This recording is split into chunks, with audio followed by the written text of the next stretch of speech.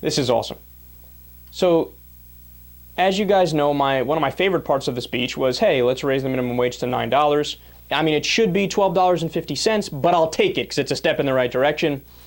Well, CNN and I believe Fox News, they decided to ask certain Republican politicians, first one here being Paul Ryan, second one being Marco Rubio, what their thoughts were on that policy. Let's listen. He also mentioned your former running mate, Mitt Romney, or I guess he's your former, whatever. I know what you're talking about.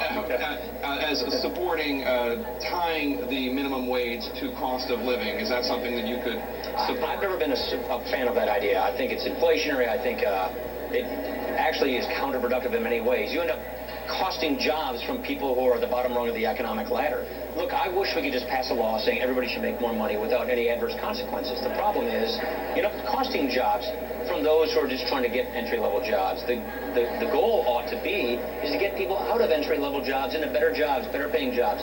That's better education. That's a growing economy. Those are some of the things he talked about, and I don't think raising the minimum wage, and history is very clear about this, doesn't actually accomplish those goals. And what about my first item, or the last item I mentioned, first on the list, about minimum wage? You don't think it is a good idea to raise the minimum wage to $9?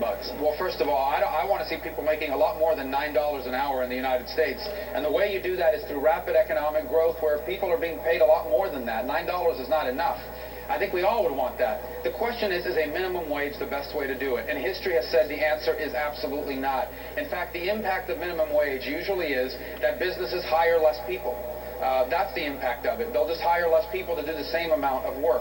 It sounds good at the outset. I mean, if you tell people, should the government raise the minimum wage, people will say, sure, that makes sense, until you explain to them what it actually does historically. So just because something sounds good at the outset doesn't mean it's a good idea. And we have a lot of history to prove that the minimum wage, raising the minimum wage, does not grow the middle class.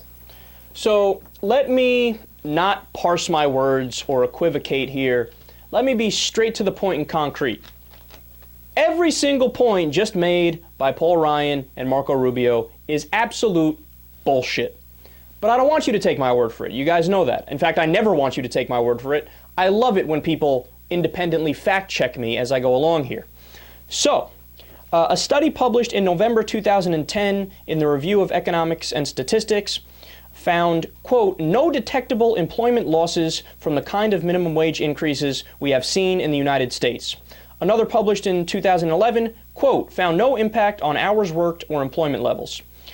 The seminal study of the minimum wage, done by economists David Card and Alan Kruger, found that job creation was actually strengthened by an increase in the minimum wage.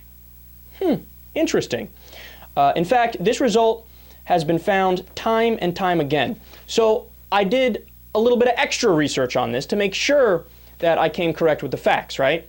In just a 5-minute Google search, you know how many studies I was able to find that say that when you raise the minimum wage, there is no rise in unemployment?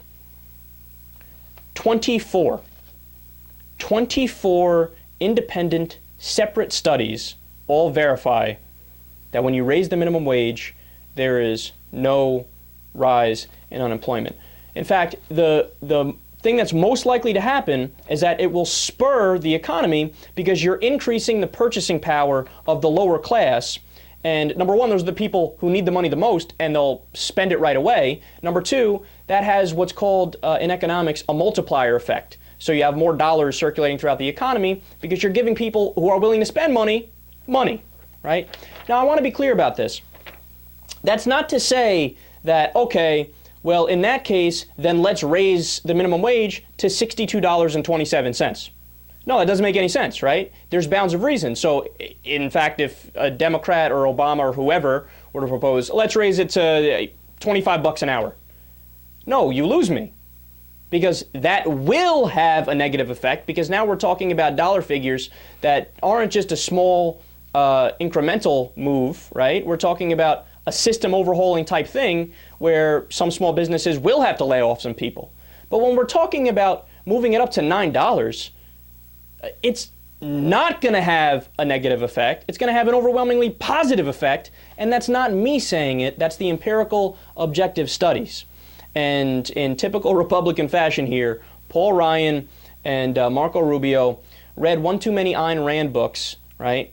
and don't really understand economics all that well, and are using that as a way to try to rationalize and justify being in favor of a policy that really helps out their donors, their rich donors who own businesses, and screws over their constituents, the people who they're supposed to be representing.